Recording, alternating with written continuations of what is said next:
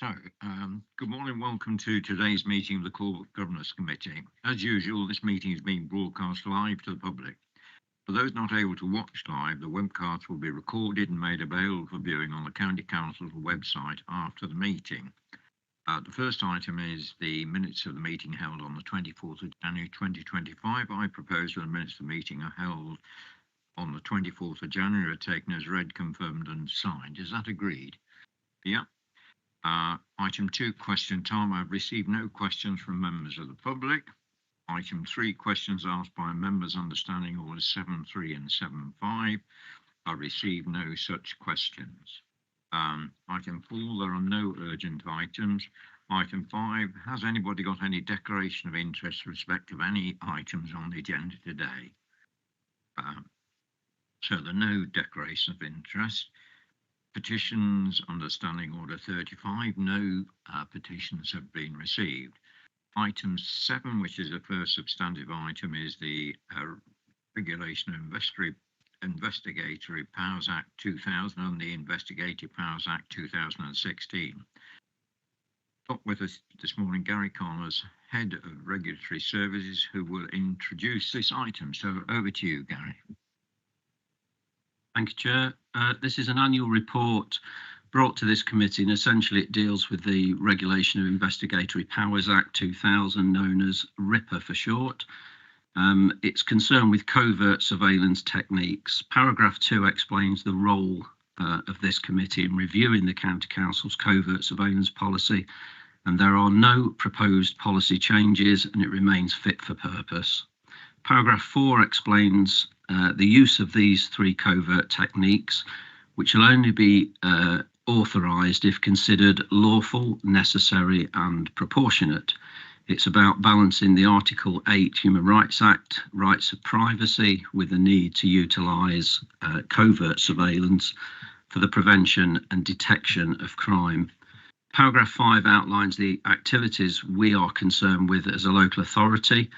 There are 3 types: directed, which is pre-planned observing with or without recording equipment; covert human intelligence sources. For the purposes of this local authority, that tends to be test purchasing exercises undertaken by officers or associates. And the third area is communications data. That's the subscriber of an email address, mobile phone, not the content of the communications data. That will be deemed to be intrusive, and that's not a relevant power that can be utilised by a local authority.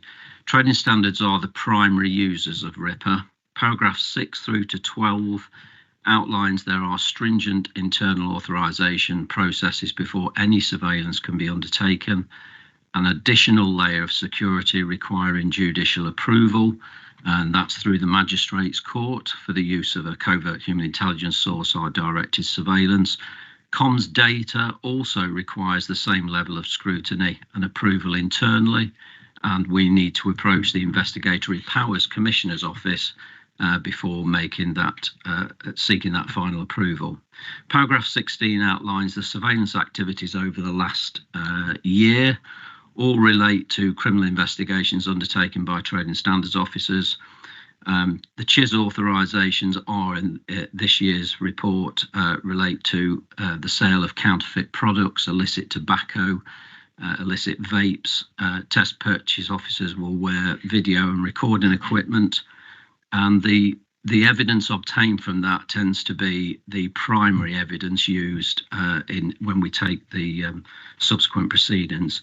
The comms data requests, they relate to fraudulent trading, and for an example, we've had a recent case in February where Lee Smith, a rogue builder, was sentenced to 6 years imprisonment, and we relied on the comms data checks to obtain some valuable information about his interaction with customers that were defrauded.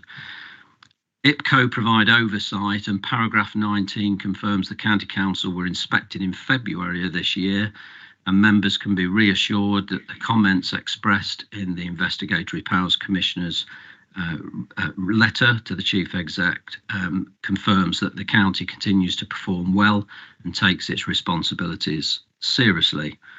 All staff have access to the covert surveillance page on the County Council intranet system, because that's about ensuring that management across LCC are aware they must obtain approval before carrying out any surveillance activities. Recommendations are set out in paragraph 20. That's it from me, unless there's any questions. Thank you, Gary. Has any member got any questions or queries? Neil. Thank you very much, Chair, and thank you very much, Gary, for the report.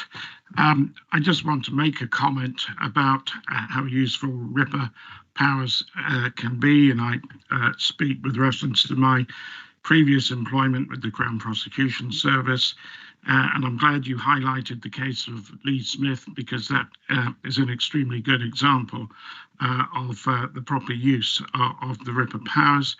I took comfort from the comments from the letter from Sir Brian Leveson, which is referred to in paragraph 19 of the report. I did note, of course, that some tweaking that was necessary, and but the important line, I think, in the letter that you've quoted is that the provided advice is to assist improving already good standards. So I'm sure that that is all taken on board, and I just seek your assurance that that is indeed the case, and that our already good standards will be improved even better. Thank you, Chair. Thank you. I'd add the Lord Leveson's reference to the additional steps that we just need to fine tune was actually helpful to us. The indication was we were providing perhaps too much information for a magistrate to consider, and we could thin it down a little bit. So we welcome that. Yeah, I mean, it's actually quite praiseworthy. Praises the County Council for its across the board for the way that it deals with this. So it's quite heartening. Auditors aren't usually filled with praise to any great extent as a rule, but this was an exception. So if there are no other questions, we are asked to note the use of the Regulation of Investigatory Powers Act and the Investigatory Powers Act for the period of 1st of January to the 31st of December 2024. B, confirm that the Council's covert surveillance and the acquisition of communications data policy statement remains fit for purpose, and agree to continue to receive an annual report on the use of RIPA and the IPA powers. I'm happy to move this. Do I have a seconder? Happy to second, Chair. Thank you. Is that agreed? Right, that's unanimous. Item 8 is the external audit plan for 2024-25. Simone Hines, Assistant Director of Corporate Resources, will introduce this item. So over to, we are also actually joined by Timothy Lacey from Grant Thornton, the Council's external auditors. Welcome to you both, and thank you for joining us. So initially over to you, Simone.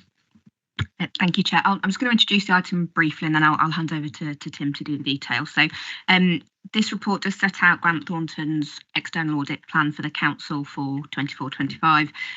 It doesn't include the pension fund as yet. That will be coming to the next meeting in June. But the plan, it's attached to Appendix A, and it goes through kind of the key milestones for the audit this year and the main areas of scope. And the Council is planning and is on target to close down and produce its accounts by the end of June, in line with the statutory timetable for this year. And then Grant Thornton will complete their external audit work up until around November time, and then you'll have an audit findings report later this year.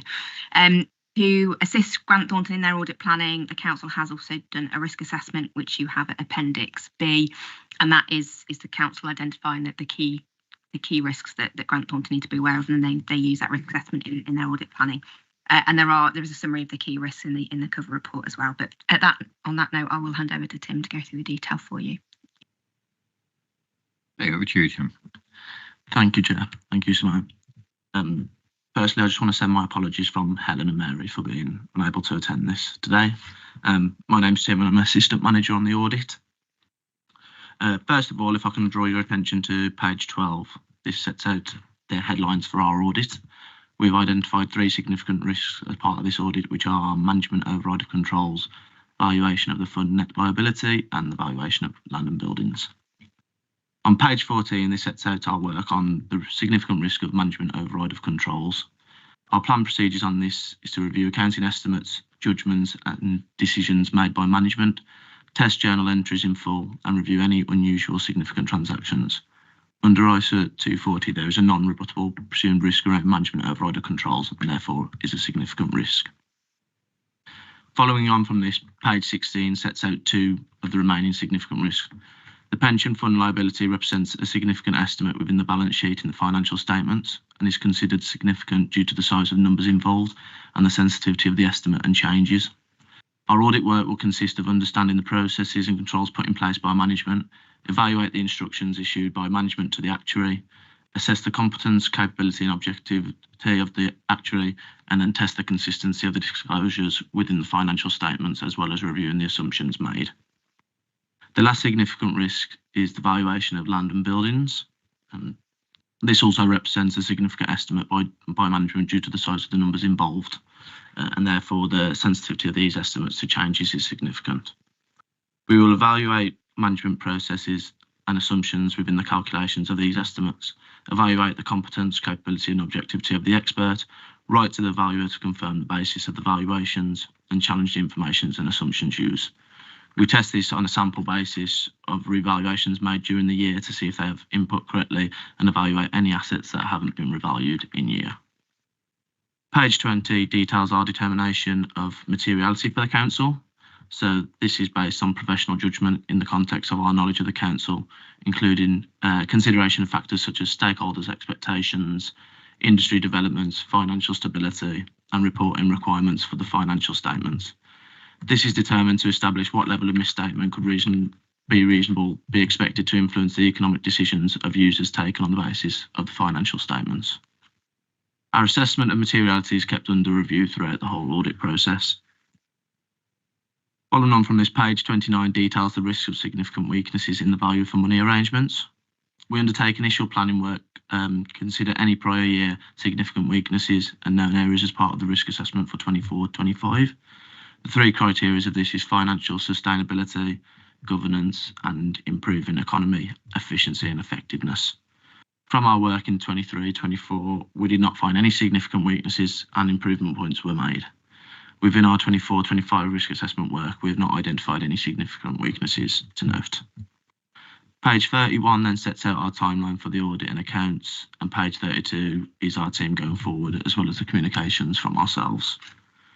Our fees are then shown on page 34, as well as the fees that were billed for 23-24 audit. Following on from the audit plan, we've also presented the Informing the Risk Assessment document, which is a plan to contribute towards the effective 2-way communication between us as auditors and the Corporate Governance Committee.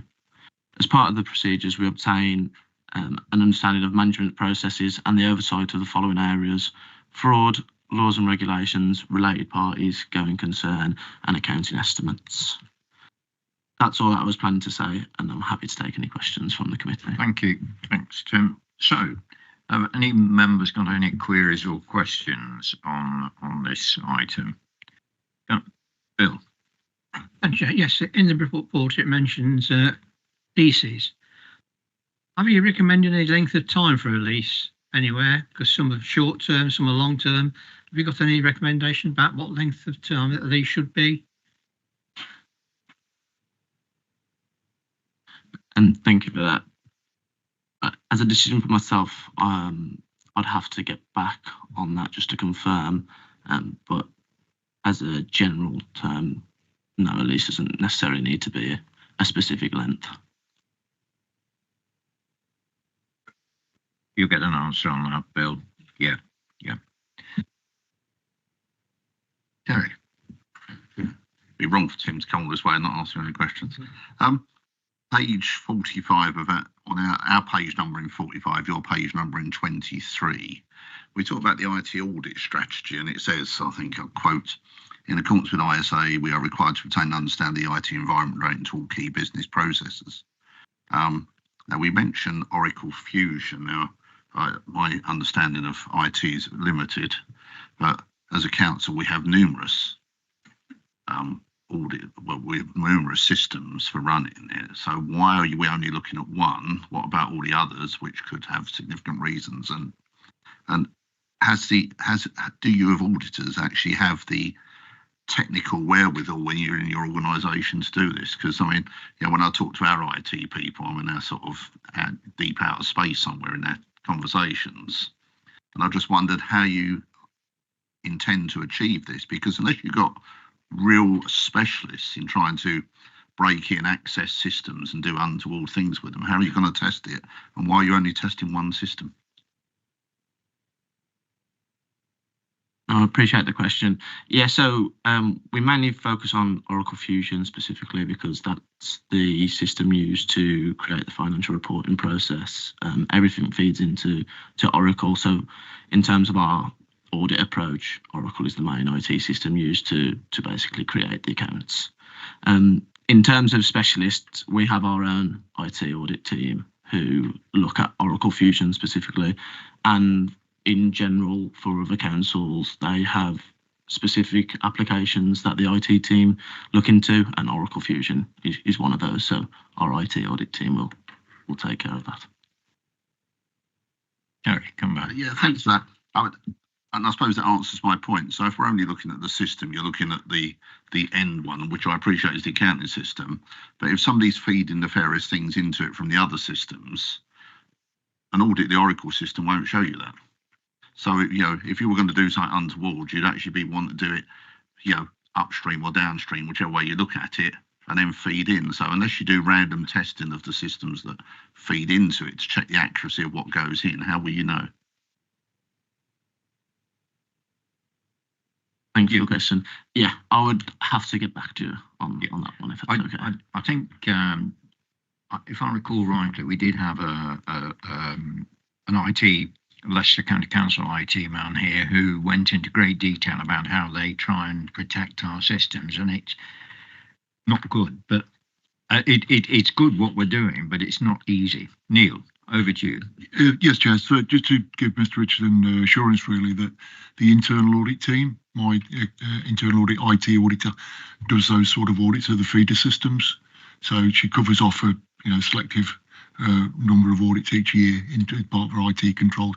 She also liaises with the Grant Thornton's team in terms of not duplicating effort, in terms of making sure that they're both covering the right areas. So there is quite a lot of coverage.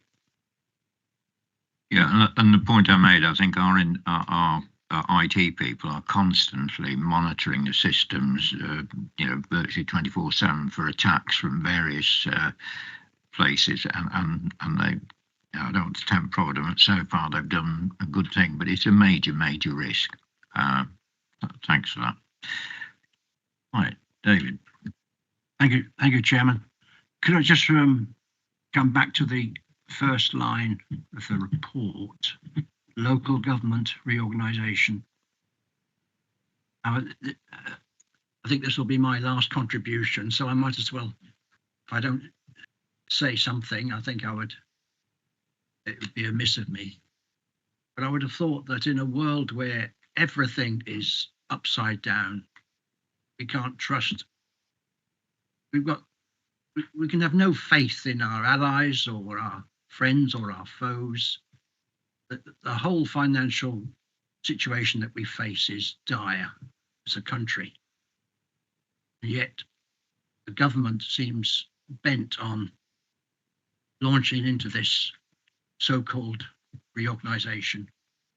It has already churned out just trouble across the county and across all the other counties involved. I mean, I've been through a series of reorganisations, as I've said before, and everyone has turned out the same. It's just, I have every sympathy for the officers and members who are going to be continuing with this, but I just wish it would all go away for all your sakes. The only thing that's wrong with local government is the fact it is not funded properly, and that we're up to our necks with debt, with the and costs with SEND and social care generally. None of that's been touched in any of this, and we're just everybody is pitching everybody against everybody else. And I can foresee nothing but trouble with this, and I just wish it would go away. And I just like to express my sympathy for the members and officers at all levels who are now going to try to see us through this morass. Thank you, David. Yeah. Has anybody got any other questions or queries? No. So we are asked to note the report. I'm happy to move the recommendation. Do I have a seconder? Thank you. All those in favour? Yeah, that's unanimous. So we're now on to the Resilience and Business Continuity Annual Update. Zafar Salim, Assistant Chief Executive, will present this report along with Tim Herbert, Senior Resilience Officer. So soon over to you, Zafar, as soon as you're ready, just carry on. Thank you, Chair. Thank you. The paper sets out the progress we've made and an update since we appeared in front of this committee a year or so ago, slightly earlier than previously. What the report does, it sets out our various responsibilities. Just for clarification, there's sort of three elements to it. There's certainly the overall Local Resilience Forum, which is under Civil Contingency Act. Then within that, there's a partnership arrangement with all the district councils and Rutland. So that's the Resilience Partnership that's referred to. And then finally, there's a team that Tim manages, which is the council's business continuity function. So the report tries to provide an overview of all three areas. Suffice to say, the issue that has dominated this year, and alas, which is similar to last year, was around flooding. So you won't be surprised that most of following Storm Henk, we've had a series of further flooding incidents. Some of them are ongoing. Sadly, some of the properties and some of the residents are now being affected 3 or 4 times. We are working on a multi-agency basis with our statutory flood response service, which is managed within ENT, but also some of our partners, the district colleagues, the city, Environment Agency, etc. So that we've been focusing on and picking out the lessons learned from that. In addition to other work, we've gone through, you can see at paragraph 7, this is specifically about the county council's operations. We've gone through our critical supplier list. So these are the obviously systems such as Mr. Richardson's referred to in the previous report. So these are our systems and processes and services which we deem to be business critical. So we need to make sure that whether we're directly providing them ourselves or whether we're using an external supplier, that there is a business continuity plan in place. And it's been, not only there's a plan, but it's also been tested for resilience and compliance. And Tim's team works with each individual department and service which has a business critical supplier, just to make sure the plans are actually robust and sufficient. We've also carried out a series of training programs. We've developed a training program, and what we're trying to do is make sure that the concepts and ideas around business continuity are embedded within the council, because currently the focus tends to be on the most senior managers, but obviously sometimes weaknesses within the system or lack of understanding is at a lower level. So we're now focusing on the more junior managers. So you can see there's 1,350 managers to train over a period of time, over 2 years, on grades 11 to 16. So that by the time we finish that program, we should be able to strengthen our response, so it's not dependent on a number of key individual and single points of failure within services. In terms of other activity, we are making sure we are compliant with the ISO listed there, and we are working towards those particular standards. And there's a work program in place, and a gap analysis has been conducted. We're also working with Neil's team, and they've started an audit for us. So they're looking at the first part. It's in two parts, but the first part is looking at all of our systems and processes, and they've produced a draft report that is available now. We're just going through the lessons from that report, and then quality assuring the report and going back to Neil's team. And there'll be a series of recommendations which we'll be able to present back to committee when we appear this time next year. And then there'll be a second follow-up report around business continuity planning. So I think they're mainly the key things from the council's own internal processes, and the rest of the report covers some national changes that are happening, as well as some details around concurrent issues. But as I said, it's mainly been around flooding.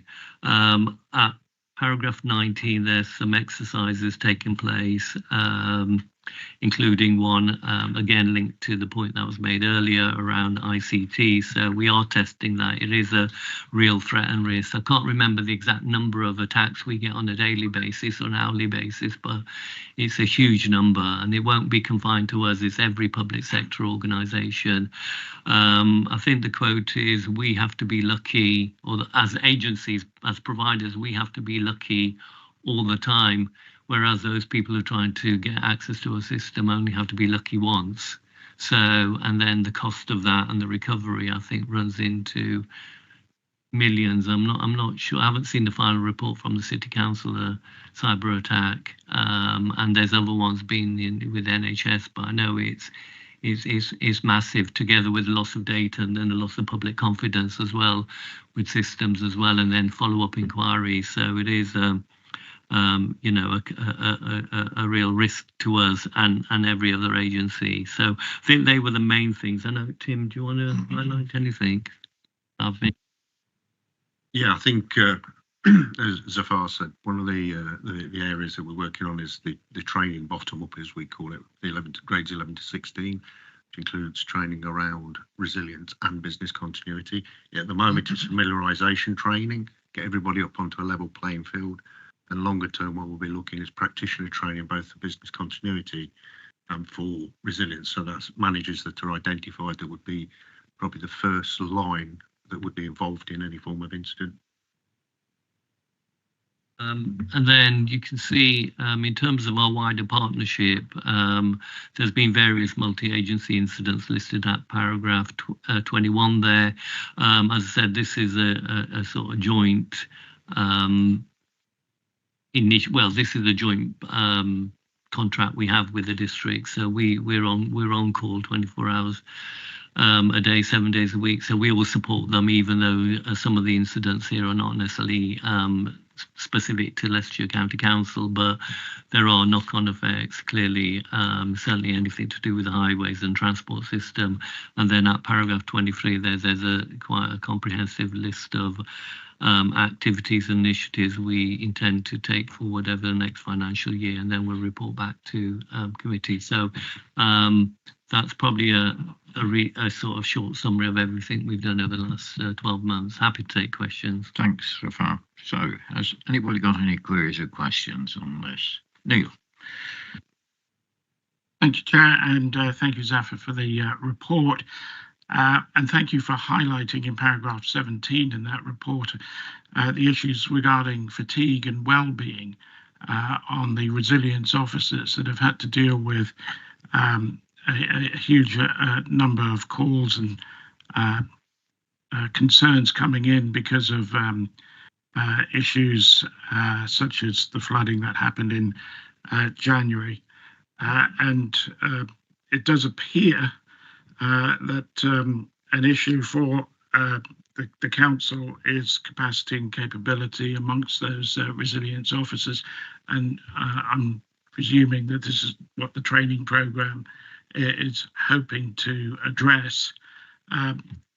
And I think we should just pause for a moment to give appreciation to those resilience officers that work so hard, particularly with the response to the storm in January. But on the other hand, we should appreciate that these issues regarding capacity and capability were found, and they need to be addressed. And really, my question is, this programme to address those issues is underway, but how timely is it going to be? When do you think that the capability and capacity issues will be resolved, so that when the next major incident comes along, we won't get these issues of fatigue and well-being that are being identified now? Thank you. Yes, thank you for the question. It's probably best to answer that. There's two sort of issues here in respect of the training, the broader training at the lower levels is to, as I say, raise the level and everybody to the level playing field before we move on to practitioner training. The specifics about resilience officers relate to something slightly different because we act on behalf of the Resilience Partnership and then the local resilience. So our time is taken up very much operating on the local resilience forum level, making sure that everybody's in the relevant sort of meetings, all the meetings they're programmed, everything is actioned. There is an action log, decision log. So that's a lot of the work we do. And then we act as advisors to our on-call senior managers. So in particular, recently with the flooding in January, we had 2 on-call senior managers that were involved. One was chairing the tactical coordinating group, which was Pat Clark, and then Inderjit was chairing the humanitarian assistance cell. So we act as their direct advisors, particularly around the issues around the Civil Contingencies Act and the fact that we know which departments and outside the multi-agency, the greater arena where we're likely to need contact with, say, the NHS, for instance, the Fire and Rescue Service. So the training session that we're aiming at 11 to 16s is to upskill every manager within the Leicestershire County Council. So that will take a certain amount of work off us because we support internally as well as externally. Longer term, when we get the practitioner training, that's probably when we'll start to see less call on us internally so that we can focus more externally to the local resilience. I hope that makes sense. So there's a lot of groups involved there. Just to briefly come back, yes, that was very helpful. Thank you very much. And with regard to this planned work, have you got a sort of end time when you hope that it will have been completed? For example, will there be a better response should there be another flooding incidents, for example, next January? We're looking at the original 11 to 16 training to take 2 years. We'll be in a better position, I think, this time next year to give you a better answer to that. The training will be ongoing because we get new people move, people get promoted into new positions. So the training will always be ongoing, and eventually it will go on to our Thrive system, our training system, as an online training session. But we felt this first. So we're not looking anything beyond the 2 years at the moment. One of the draft outcomes of the report is about a review of the department, the team that I run, as to whether it needs to be bulked up or not. But that's subject to the internal audit and then our response to that. Thank you. Any other questions? Terry. Thanks, Chair. I think we should be justifiably proud of what we do in this area, particularly in the recent flooding. And I think the way that we work with our partners across the county is to be applauded. I think we do an excellent job. Now, if we just take the last flood incident, January this year, I know along with many other partners, we've written to central government because of its incomprehensible failure to release funds because the storm didn't have a name, which baffles me no end, but you can't make it up really, can you? But I suppose because the amount of work we need to do after the event, which is greater than during the event, to make our voice heard and to get the attention of government to provide us with help and assistance, do we have any concerns that being one of the very few councils in the country that's not a member of the local government organisation hinders our ability to actually communicate with those people at the highest level to make sure Leicestershire is fully represented and gets its seat at the table. It's always been a concern to me that we're not a member of the LGA, and I do wonder if it means that we don't have all those occasions for our voice to be heard that others have.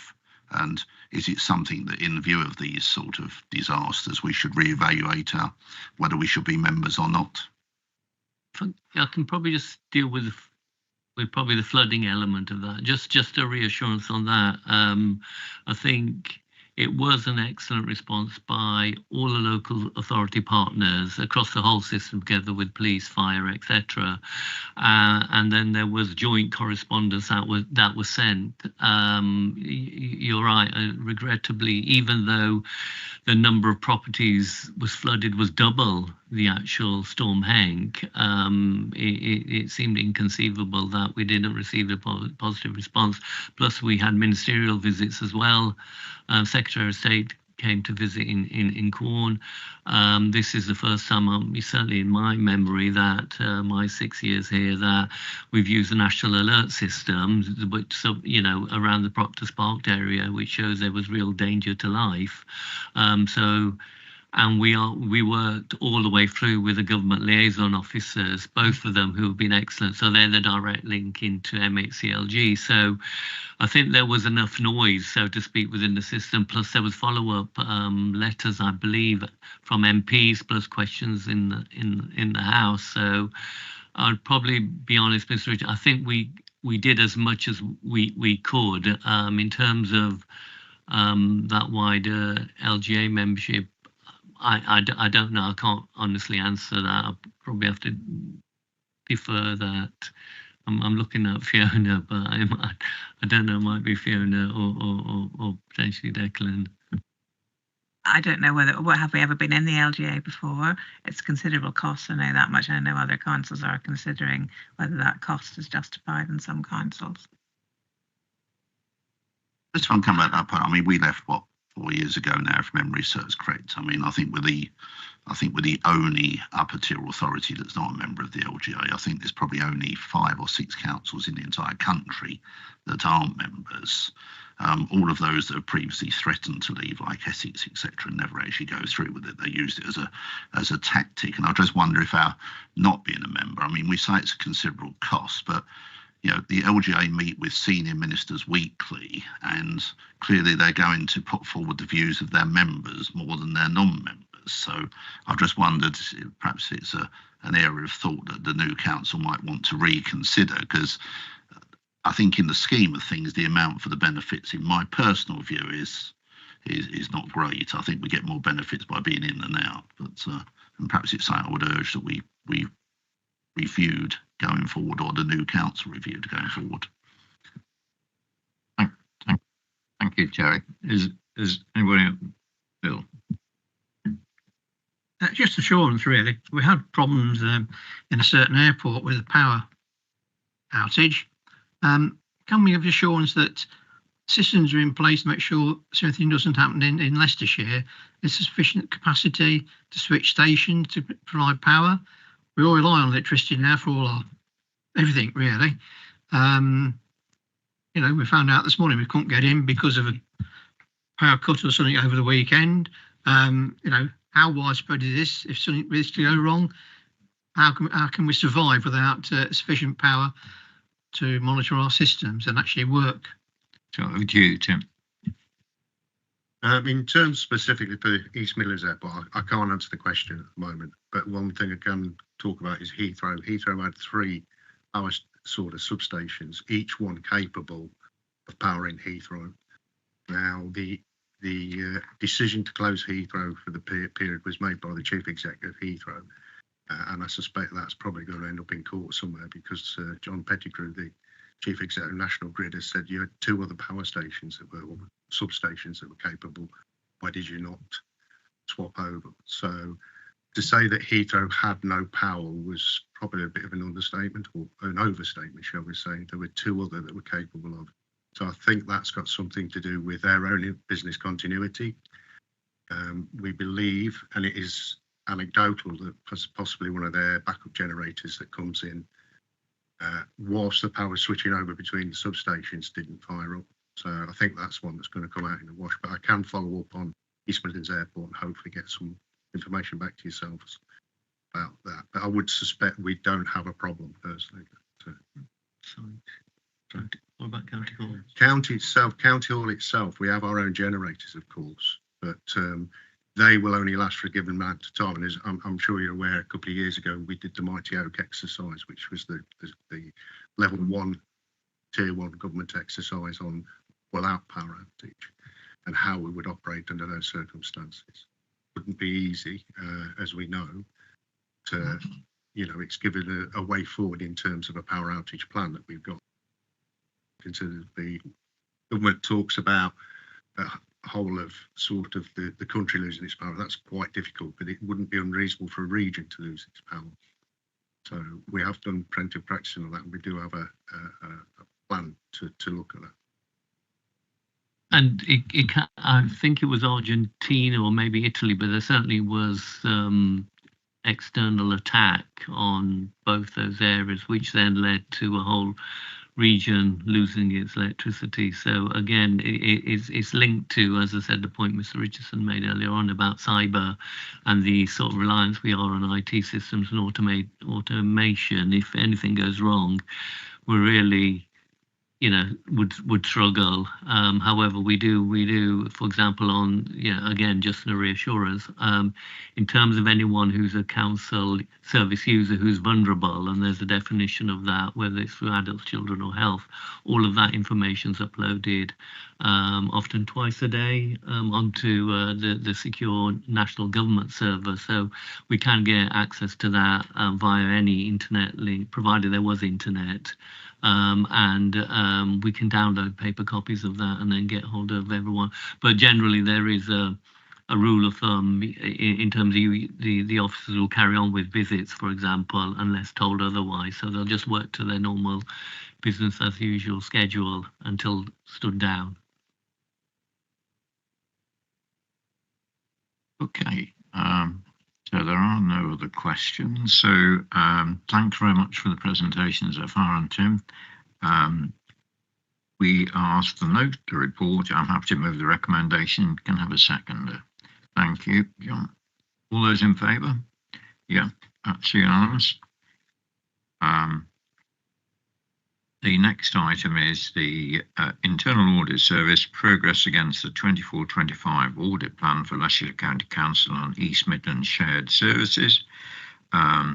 This report is being presented by Neil Jones, Head of Internal Audit. So over to you, Neil. Thank you, Chair. Good morning, everyone. So yes, this is a routine report explaining the progress we've made against the plan, and also a brief update on the work that's been done at East Midlands Shared Service by Nottingham City Council Internal Audit. So paragraphs 4 through 10 summarise the type of work that we do and the progress that we've made in the 4 months up until the end of February. And the details of those audits can be found in Appendix 1, which is pages 125 to 139. Whilst a number of those assurance audits are already complete, we've still got some in progress, and some have actually been finalised since the reports went out. Those audit reports will, of course, be made available to Grant Thornton for their audit planning for the County Council's external audit. Paragraphs 11 and 12 summarise our high importance recommendations and the movements within those. And there's been a couple of audits where we've got new high importance recommendations come through, and then there's one high importance area where we've partially closed that off. Okay, the details of those are in again Appendix 2, which is to be found in your pack, pages 141 to 143. I'd also mentioned at paragraph 18. Sorry, at the top of page 118, an audit of the Children's Services direct payments was close to being finalised. That's actually now happened, and the 4 high importance recommendations have been accepted by management. So more detail on that audit itself will be brought to the June committee. Starting paragraph 13 through to paragraph 17, that's just providing information on how we've progressed the plan in terms of the days originally allocated from the 1st of April and what we've incurred up to the end of February. And the table at paragraph 14 shows that where we've utilised the days over the various columns. And then variances explained beyond those in terms of column 5 onwards. I think the biggest issue disclosed with paragraph section 15A, and that has been a net reduction in the original planned resource. So that has impacted some audits, but we are, making good progress through, and we are going to deal with that in the 25-26 planning era. The final part of the report really is just about the progress against the audits at East Midlands Shared Service. So these are undertaken by Nottingham City Council. We've had a number of presentations on that over the course of this year. So paragraph 21 explains that there has been progress against the audit plan this year, which is good. So three of the 4 audits which were planned to complete, one was cancelled, and it was considered in terms of with the external auditor, who again is Grant Thornton, that there'd been sufficient work done by Grant Thornton on that area. And then finally on this report, just paragraph 23, just to give the committee assurance that Nottingham City have said that they will be able to undertake the audit for 25-26. So that's all I plan to say, Chair. Thank you.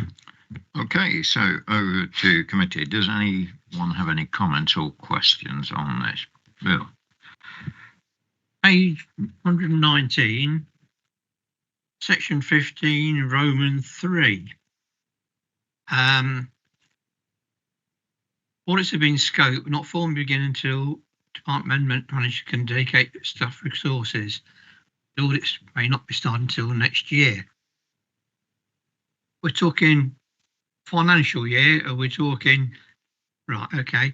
And have we got assurance that staff resources will be available for that? Because it says here, maybe. Yeah, we can. I mean, I can only give assurance that we've agreed with the departmental management to postpone those slightly. So we started scoping them out for various reasons. Their staffing resource was altered at the time, so we agreed to start them back in this next year, which starts tomorrow. Right. Okay, Chair. So that being the case, if that's not going to happen, can it come back here? The reasons why, and bring the manager here to answer the question why it's not happened? As I understand it, from the 1st of April, you'll be doing these. Yes, starting tomorrow is the start of our. We've got a report on that in a minute, Mr. Bolter, but there's the start of our new audit year. So those audits will be programmed to come in the beginning of that year. And they'll come back here anyhow. As regards calling somebody to the committee, I mean, that's always available for members should they wish to do so. I would always, have a good conversation with the directorate manager and maybe the director to see if it isn't progressing. And through Simone and Declan, we can make that decision, I'm sure. Yeah. Okay. So in other words, the audits are going to commence from tomorrow or thereabouts. And if there is anything untoward, you will let us know. Yeah, I can't guarantee they're going to start tomorrow. But no, I know. They're scheduled. They're in the schedule of the first tomorrow, so there isn't going to be an undue delay. They are now going to be done. Yeah. If there's any problems, you'll come back and let us know. The reason I asked it, Chair, is because in the past we had a problem. Yeah. And there was some resistance from the management to actually do these reports, and we had to end up by saying if you don't do the reports on the set date, you'll be coming face the committee to explain why. So I just want to make sure that we have sufficient power to call it in if need be to get these reports done. So if you're having problems with the management not wanting to be audited or anything like that, you will let us know. Yeah, Mr. Bolter's absolutely right. I mean, we reached that position. It did of power of the committee to call somebody it will be written in the charter audit charter, and also in a while we're talking about a new code of governance for internal audit. Yeah. So that's where the committee comes to its support me as head of audit to outline. Yeah. So if there are problems, just to sort of summarise, if there are problems, you will let us know. Yeah, you will. Thank you, Neil. And then we have the ability to do exactly as Mr. Bolt has suggested. So that's fine. Has anybody else got any other queries? Terry? Thank you, Chair. Page 131, CCTV care home. I just wonder what the time frame now is then for implementing the new system, and I can never remember what ISRA stands for. It probably aligns actually to in the Appendix 2.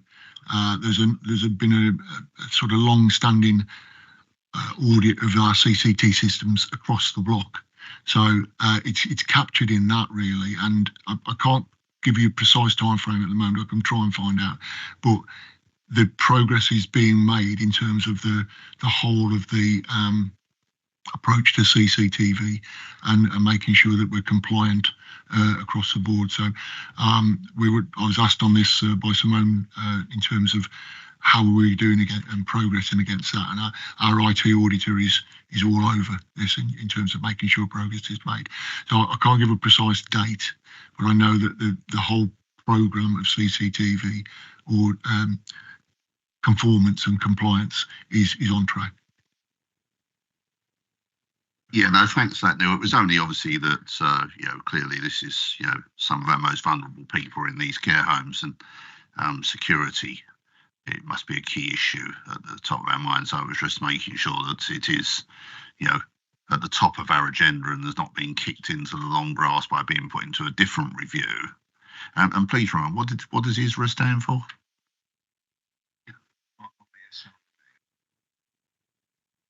Security risk assessment. Oh, that's real. Thank you. It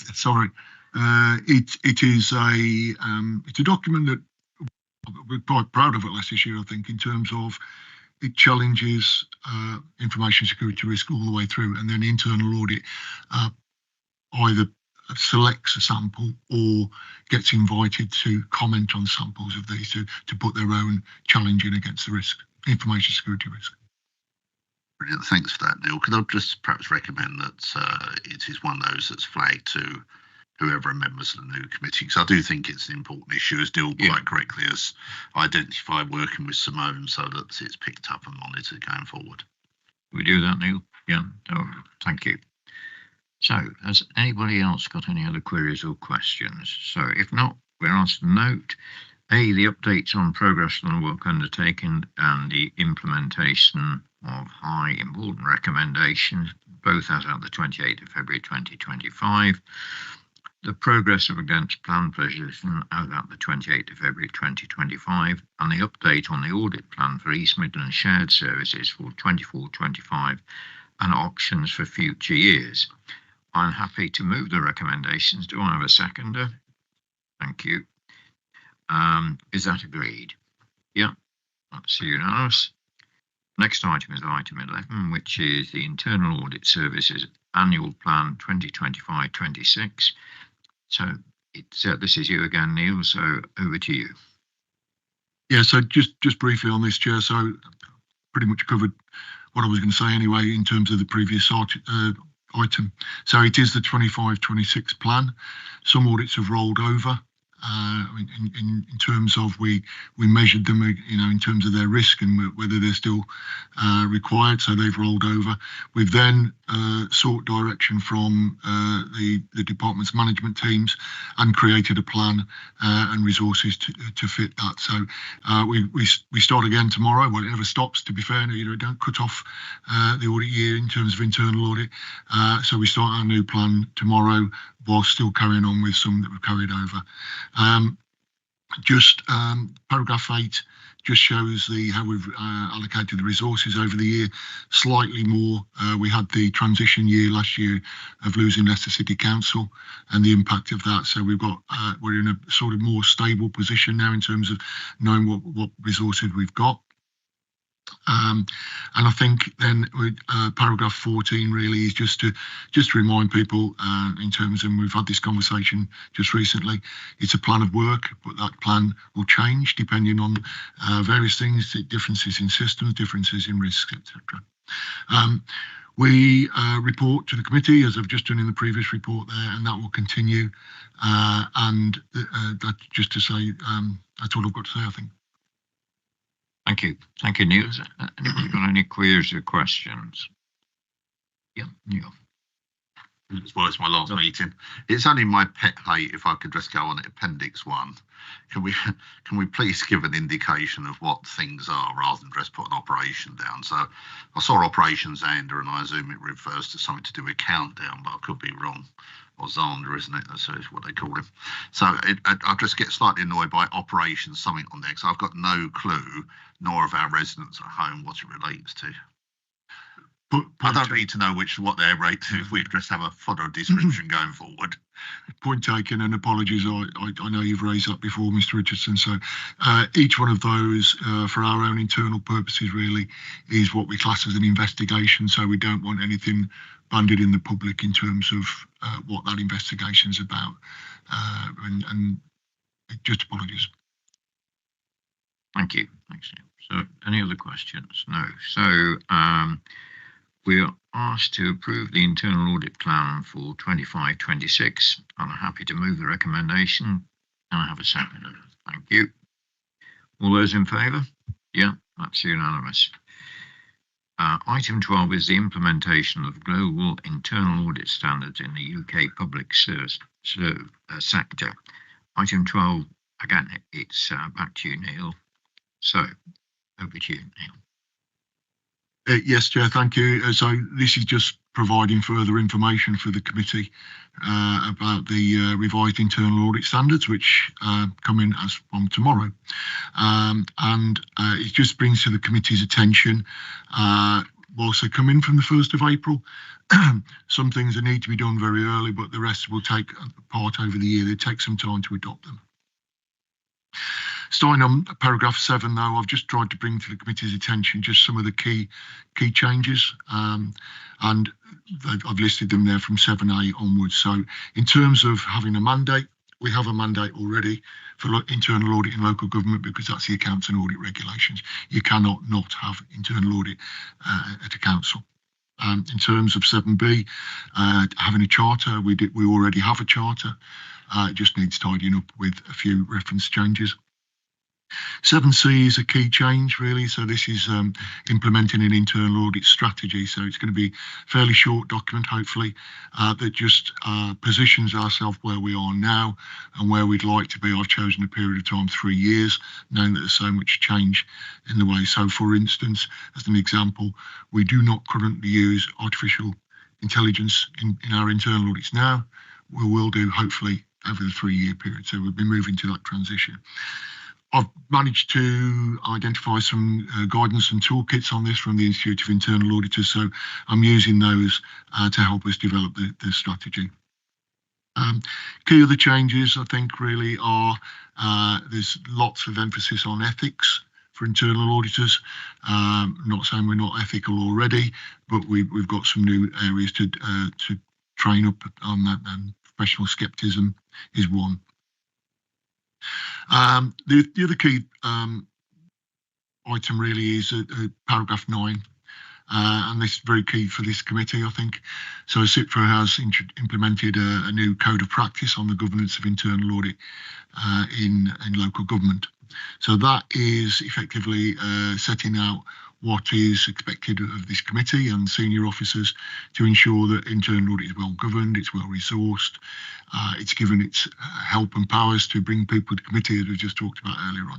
So I did email out to members on Friday just a brief document on that from CIPFA. I personally think most of the code we already do at the County Council, so I'm not too phased by it, to be fair, but obviously we'll work through that. One area that the committee will have to do, though, or the chair of the new committee will have to do, is to self-assess the committee against the code and put something in the annual governance statement to make sure the committee is conforming what's right. that's not the annual governance for 24, it's 25, 26. So I don't think that will be a problem to us, and I don't think the code will. I guess that's all I need to say, I think, on the paper, Chair. Thank you. Thank you, Neil. So, Neil. Thank you, Chair, and thank you, Neil, for the report. In respect of paragraph 7C, the reference to internal audit strategy, do you expect that when the strategy is developed that it will come to this committee to note in due course?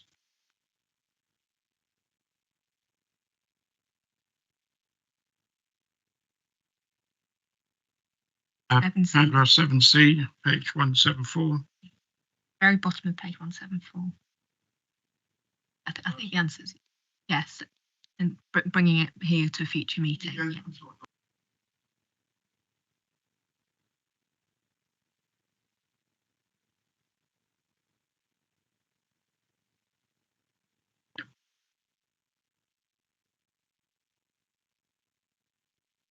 Just wanted to clarify, that's all. Yeah, thanks, Neil. Bill.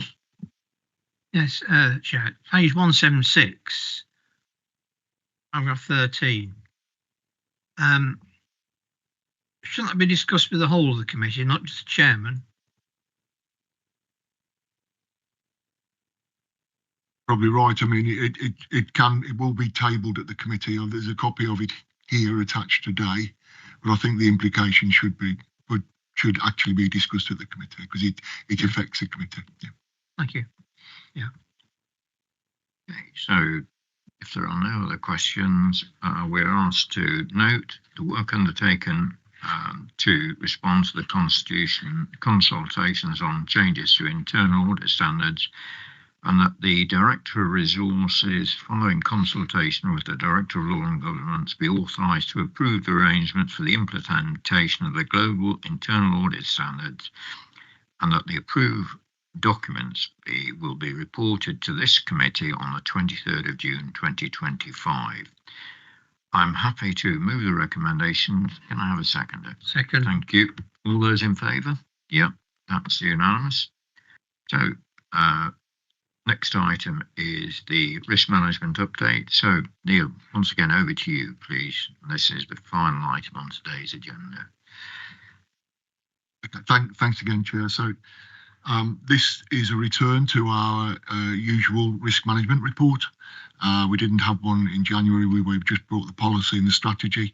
But the way I've started it off is in the movements in the risk register since it was last presented, which was December. I have actually referred back again to one that was removed in January, which was the Freeport. And then from paragraph 8 onwards, I'm introducing some changes to this iteration of the register. So we've got a couple that have been removed this time on IR35 and the operator's license. So they will be managed within the department.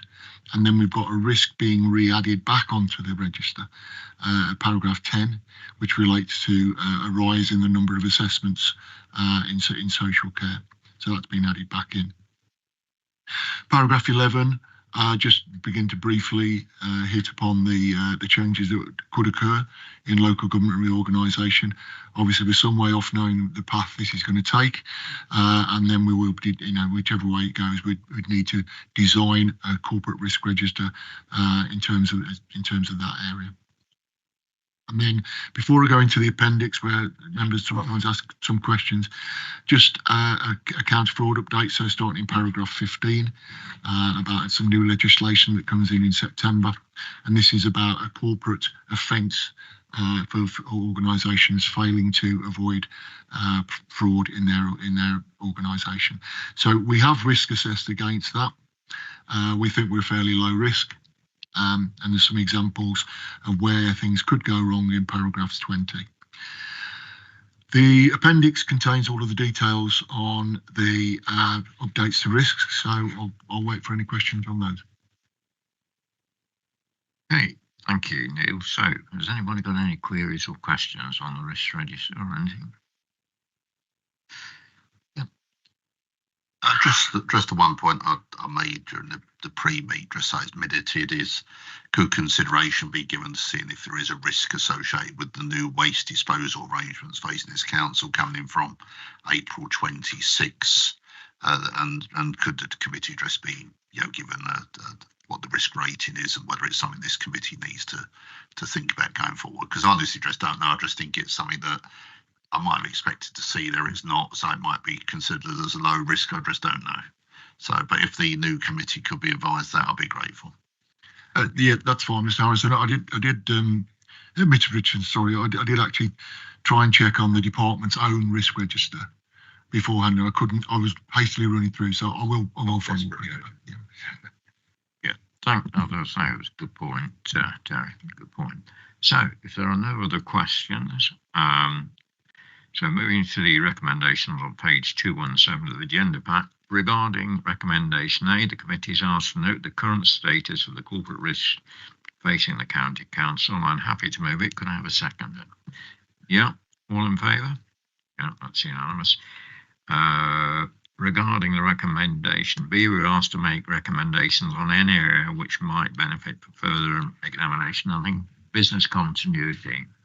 That's right, Chair. Just for members' attention, I know you had the presentation from Zafra earlier on, but they just asked if they could bring to the next committee, the General Committee. Yeah, so we will. Is everybody happy with that? Agreed? Yeah. And with regard to recommendations C and D, can we take the updates on the emerging risk on local government reorganisation on counter fraud as being duly noted? Yeah. Great. Thank you. So the date of the next meeting of the Corporate Governance Committee will be on Monday, the 23rd of June, 2025 at 10 a.m. This will be my last meeting as chairman of the committee. I wish to thank other members of the committee, all members of the committee and officers for all the support we've received over the last 4 years. And also I'd like to thank Mr. Richardson as vice chair, because this is going to be his last meeting as well. And you can see how upset he is. Chair? Yeah. Neil.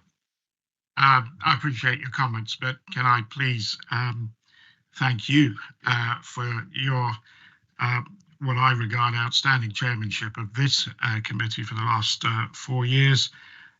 Your experience, intelligence and tact over the 4 years, I think have been a very model of being an excellent chairman. And I appreciate you being ably supported by your vice chairman. But many thanks to you, Tom, and happy retirement. Thank you. That's very nice comments. Thank you. I appreciate it. Thank you, Neil. So, as there are no urgent items, thank you for attending today. I now declare the meeting closed.